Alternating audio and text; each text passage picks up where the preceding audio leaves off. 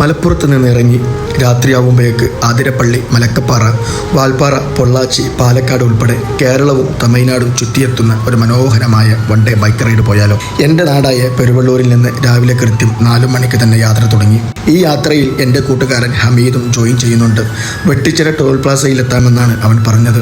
അവിടെ നിന്ന് രണ്ടുപേരും കണ്ടുമുട്ടി കാലിച്ചായ കുടിച്ചു. രണ്ടുപേരും 2 ബൈക്കിലാണ് യാത്ര ചെയ്യുന്നത്.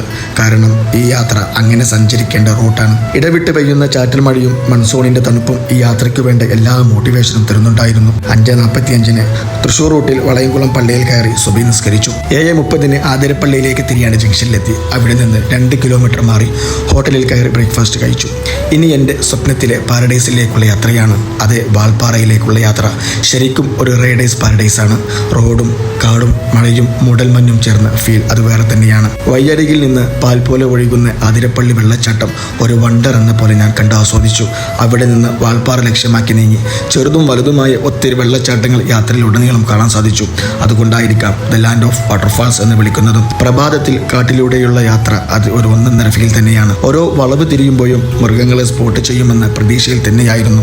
മരങ്ങൾക്കിടയിലൂടെ അരിച്ചിറങ്ങുന്ന സൂര്യരശ്മികളും പ്രകാശം കടന്നു ചെല്ലാത്ത നിപുണ വനങ്ങളും കണ്ണെത്താ ദൂരത്തോളം പരന്നു കിടക്കുന്ന തേയിലത്തോട്ടങ്ങൾ, ആകാശം മുട്ടി നിൽക്കുന്ന മലകൾ എല്ലാം കണ്ടും ആസ്വദിച്ചും ഈ യാത്ര ഞങ്ങൾ അവസാനിപ്പിച്ചു.